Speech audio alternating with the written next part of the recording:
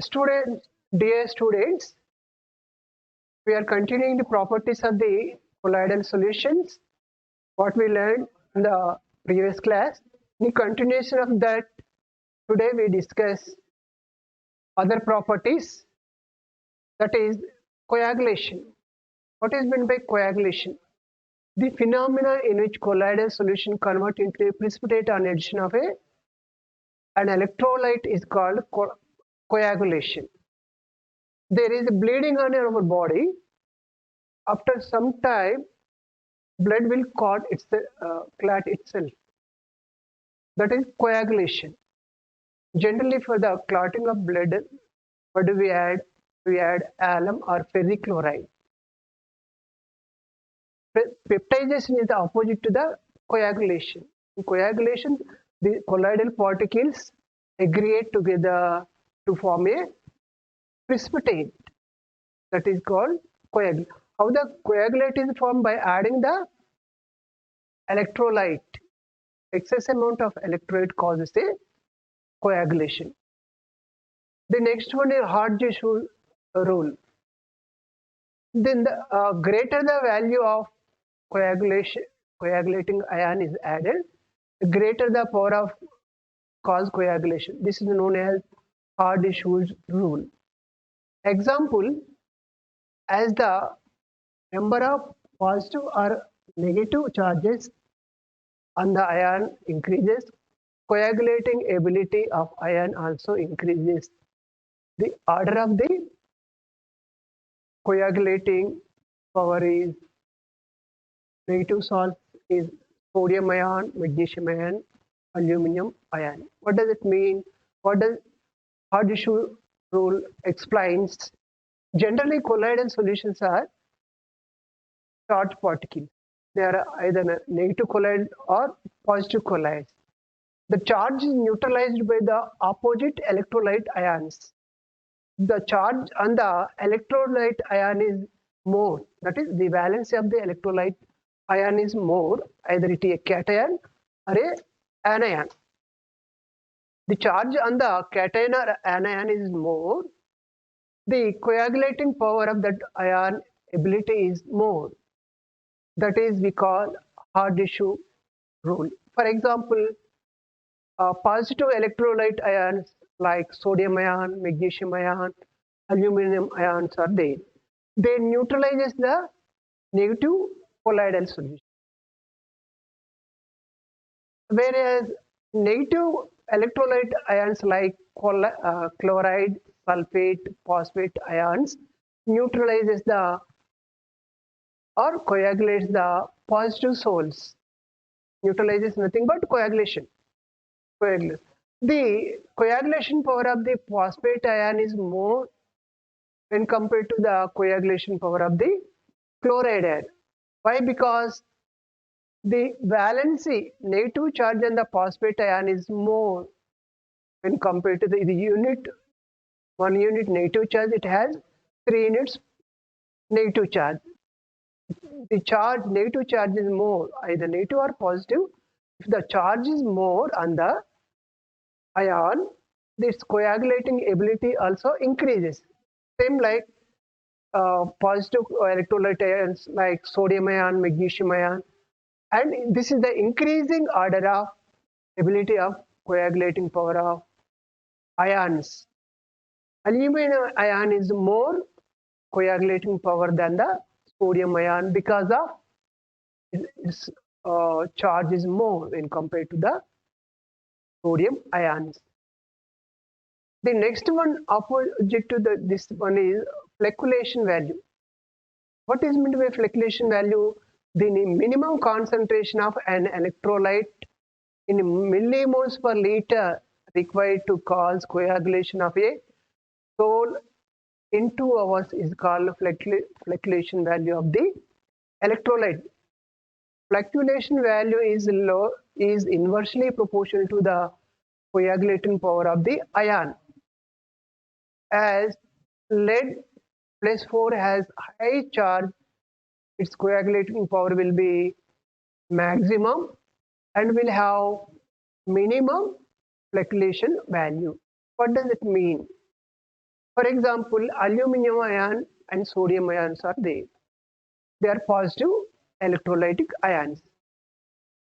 They coagulate the negative souls. They coagulate the negative souls. The charge on the negative soul is 6 units. 6 units negative charge is there on the colloidal particle.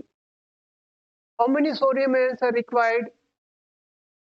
6 sodium ions are required. How many moles of aluminum ions required? 2 moles of aluminum ions are required. 2 moles of aluminum ions are enough to neutralize the 6 units of the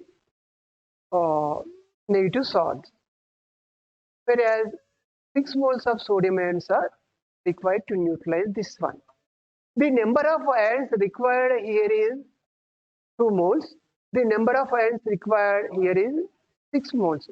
The number of moles are decreasing when the charge increases. That is the flocculation value. If the more charged ions are used for coagulation, their flocculation value decreases. That is the main difference between the coagulating power and the flocculation value. The next one is protective colloid. A lyophilic salt can be protected from lyophobic salt can be protected from the coagulation by adding the lyophilic salt to the lyophobic colloidal solution. This lyophilic salt, which added as a protective layer around the lyophobic salt. When we add the electrolyte to the lyophobic salt, that electrolyte coagulates the lyophobic salt. To protect from the coagulation of lyophobic salt from electrolyte, we add lyophilic salt as protecting colloid. That colloid is called protecting colloid. Protecting colloid protects the lyophobic colloid from the electrolyte. That colloid, generally lyophilic colloid act as a protective colloids. The next one is gold number. This is very important one. Gold number. It is the number of milligrams of lyophilic colloid that is to be added to the 10 ml standard gold solution to prevent the coagulation by the addition of 1 ml of 10% sodium chloride solution is the gold number. This is definition just vague. We discussed just now what is protecting colloid. Lyophilic colloid is the protecting colloid. This protecting colloid is added to the lyophobic colloid. Why do we add the lyophilic protective colloid to the lyophobic colloid? Because to protect from the electrolyte. What happens when the electrolyte is added? When the electrolyte is added to the lyophobic colloid, it coagulates. To prevent the coagulation, we add the lyophilic colloid to the lyophobic colloid. This lyophilic colloid protects, it forms a sheet around the lyophobic colloid. It protects from the electrolyte. How many milligrams of lyophilic colloid added to the lyophobic colloid to protect from the electrolyte is nothing but a gold number. If the number of grams of lyophilic colloidal added to the 1 ml gold solution. Gold solution is lyophobic colloid. Lyophilic colloid is added to the gold solution.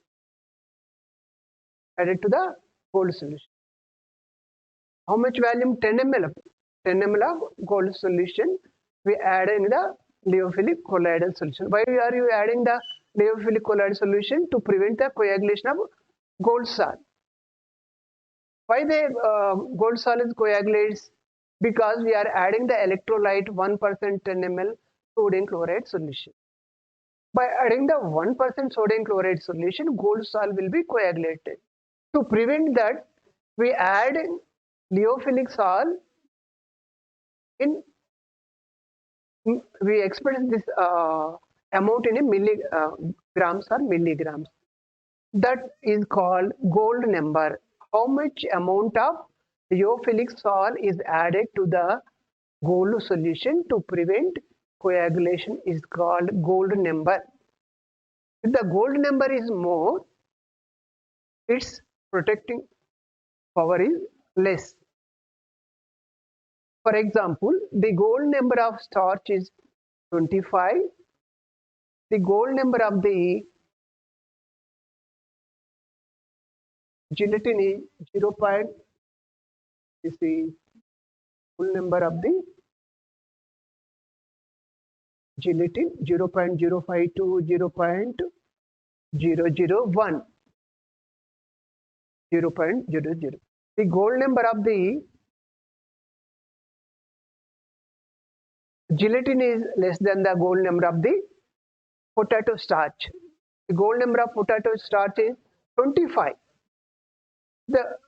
It is more than the gold number of the gelatin. The gold number is more, protecting capacity of the colloidal decreases. That is, gelatin is more protective colloid when compared to the potato starch. Protecting power is inversely proportional to the gold number. Colloidal కణాల యొక్క ధర్మాలను పరిశీలించినట్టయితే colloid కణాల యొక్క ధర్మాల్లో coagulation అనేది ఒక ధర్మం, స్కందనం. Colloidal ద్రావణాలు ఎందుకు స్కందనం చెందుతాయి? కొల్లాయిడల్ ద్రావణాలకి ఎక్కువ పరిమాణం లోపల ఎలక్ట్రోలైట్ని కలిపినప్పుడు అవి స్కందనం చెందుతాయి. ఈ విధంగా కొల్లాయిడల్ కణాలు ఒకదాంతో ఒకటి సమీకృతమై స్కందనం జరుగుతుంది. మన శరీరం పైన ఏదైనా గాయమైనప్పుడు, రక్తం కారుతూ ఉన్నప్పుడు సహసిద్ధంగా రక్తం గడ్డగట్టడం జరుగుతూ ఉంటుంది. దాన్ని స్కందనము అంటారు. మనము బయట నుంచి ఆలం లేదా పెరిక్లోరైడ్ను కూడా రక్తస్రావం అయ్యే చోట పెట్టినట్టయితే రక్తం స్కందనం జరగటం జరుగుతూ ఉంటుంది. అయితే ఇది కొల్లాయిడల్ యొక్క ధర్మాల్లో ఒకటి. ఇది పెప్టైజేషన్కి వ్యతిరేకం. పెప్టైజేషన్లో ఏమవుతుంది? ప్రిసిపిటేట్ అవక్షేపాన్ని కొల్లాయిడల్ కణాలు మారుస్తాయి. ఇక్కడ కొల్లాయిడల్ కణాలు అవక్షేపంగా అంటే స్కందనంలాగా మారుతూ ఉంటాయి. రెండోది హార్డ్ ఇష్యూ రూల్. ఒక ఎలక్ట్రోలైట్ పై ఉన్నటువంటి ధనావేశ అయాన్ పైన కానీ రుణావేశ అయాన్ల పైన కానీ ఎక్కువ ఆవేశం ఉన్నట్టయితే, ఎక్కువ ధనావేశం కానీ ఎక్కువ రుణావేశం కానీ ఉన్నట్టయితే ఆ కోయాగులేషన్ ఎబిలిటీ వాటికి ఎక్కువగా ఉంటుంది. స్కందనం చెందించేటువంటి ధర్మం అయాన్ మీద ఆవేశానికి అనులోమానుపాతంలో ఉంటుంది. ఉదాహరణకి రుణసాలని స్కందనం చెందించడానికి ధనావేశం ఉన్నటువంటి అయాన్లు, ఎలక్ట్రోలైట్ అయాన్లను ఉపయోగిస్తారు. అదే ధనావేశం ఉన్నటువంటి సాలని స్కందనం చెందించడం కోసం రుణావేశ అయాన్లని ఉన్నటువంటి ఎలక్ట్రోలైట్ని ఉపయోగించడం జరుగుతూ ఉంటుంది.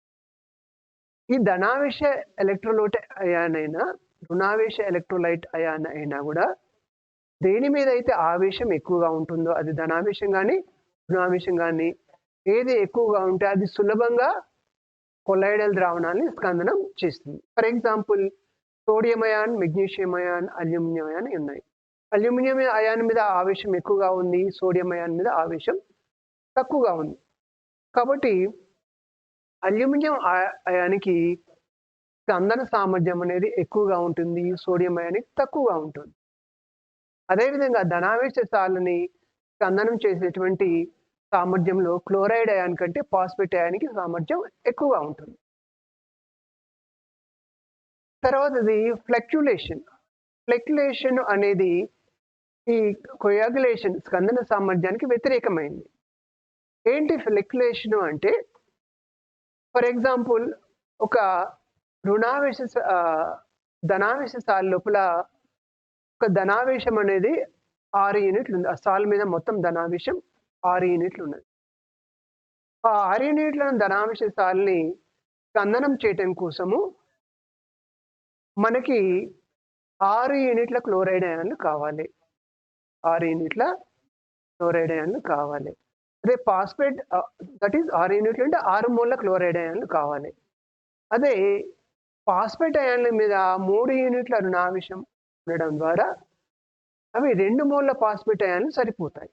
అంటే ఇక్కడ స్కందనం చెందించడానికి ఉపయోగించేటువంటి అయాన్ల యొక్క మోల్ల సంఖ్య వాటి మీద ఆవేశం పెరిగే కొద్దీ తగ్గుతూ ఉంటుంది.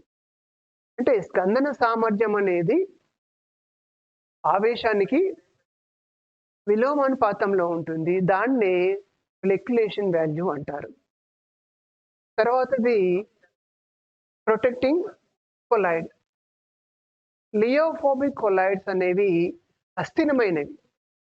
వాటికి కొద్ది పరిమాణంలో ఎలక్ట్రోలైట్ కలిపినా కూడా అవి స్కందనం చెందడం జరుగుతూ ఉంటుంది. ఆ స్కందనం చెందకుండా ఉండడం కోసం లియోఫోబిక్ కొలాయిడల్కి రక్షణ కవచంగా లియోఫిలిక్ కొలాయిడల్ ద్రావణాలని కలపడం జరుగుతూ ఉంటుంది. ఈ లియోఫిలిక్ కొలాయిడల్ ద్రావణాలన్నీ కూడా లియోఫోబిక్ కొలాయిడల్ ద్రావణంపై రక్షణ వలయాన్ని, రక్షణ కవచాన్ని ఏర్పరుస్తాయి. అలా రక్షణ కవచం ఏర్పరిచినప్పుడు ఆ ఎలక్ట్రోలైట్ నుంచి వచ్చేటువంటి విరుద్ధ ఆవేశం ఉన్న అయాన్లు లియోఫోబిక్ కొలాయిడల్ ద్రావణాన్ని స్కందనం చెందకుండా రక్షణ కల్పిస్తాయి.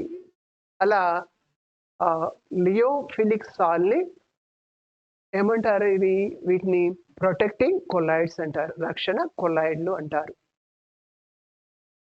అయితే తర్వాతది గోల్డ్ నెంబర్, గోల్డ్ సంఖ్య. ఈ గోల్డ్ సంఖ్య అంటే లియోఫోబిక్ కొలాయిడల్ ద్రావణము స్కందనం 10 మిల్లీలీటర్ల గోల్డ్ సాల్ని స్కందనం చెందకుండా ఉండటం కోసము 1 మిల్లీలీటరు 10% సోడియం క్లోరైడ్ ద్రావణాన్ని 10 మిల్లీలీటర్ల గోల్డ్ కొలాయిడల్ ద్రావణాన్ని కలిపినప్పుడు స్కందనం చెందకుండా ఉండడానికి కోసము కలపవలసినటువంటి లియోఫిలిక్ సాల్ యొక్క పరిమాణాన్ని గోల్డ్ నెంబర్ అంటారు, గోల్డ్ సంఖ్య అంటారు. అంటే దీన్ని ఇంకా వివరంగా మనం చూస్తే గోల్డ్ సాల్ అనేది లియోఫోబిక్ సాల్. ఈ లియోఫోబిక్ సాల్ ఏమవుతుంది? ఎలక్ట్రోలైట్ కలిపినప్పుడు స్కందనం చెందుతుంది. ఆ స్కందనం చెందకుండా ఉండడం కోసం ఏం చేస్తాం? దానికి లియోఫిలిక్ సాల్ కలుపుతాం. అసలు లియోఫిలిక్ సాల్ ఎంత పరిమాణంలో కలుపుతున్నాము అని తెలియజేసే సంఖ్య గోల్డ్ నెంబర్. గోల్డ్ నెంబర్ ఎక్కువగా ఉంటే, గోల్డ్ సంఖ్య ఎక్కువగా ఉంటే దానికి స్కందన సామర్థ్యం తక్కువగా ఉంటుంది. పొటాటో స్టార్చ్కి గోల్డ్ నెంబర్ విలువ 25 ఉంటుంది. అదే జిలెటిన్కి 0.005 నుంచి 0.01 ఉంటుంది. అంటే జిలెటిన్కి ప్రొటెక్టింగ్ పవర్, రక్షణ స్వభావం ఎక్కువగా ఉంటుంది. పొటాటో స్టార్చ్కి తక్కువగా ఉంటుంది. Next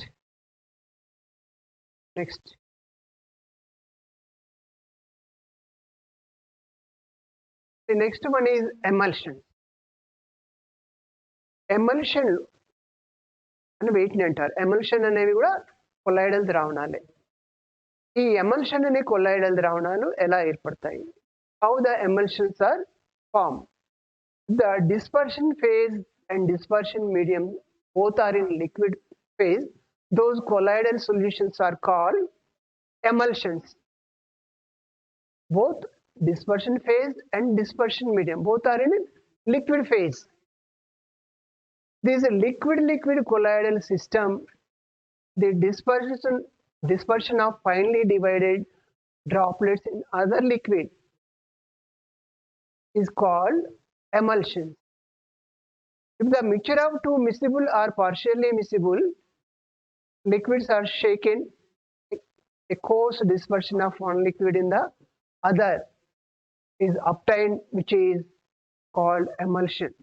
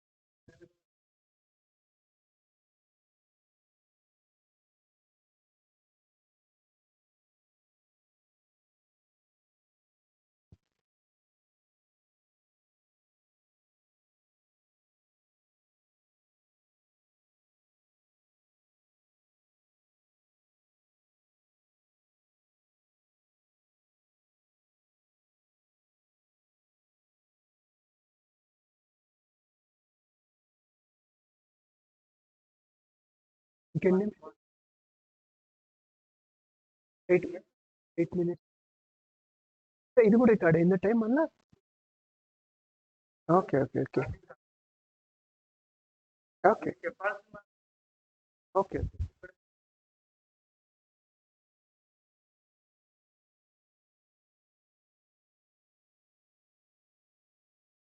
If the both dispersed phase and dispersed medium are in liquid phase, those colloidal solutions called emulsions.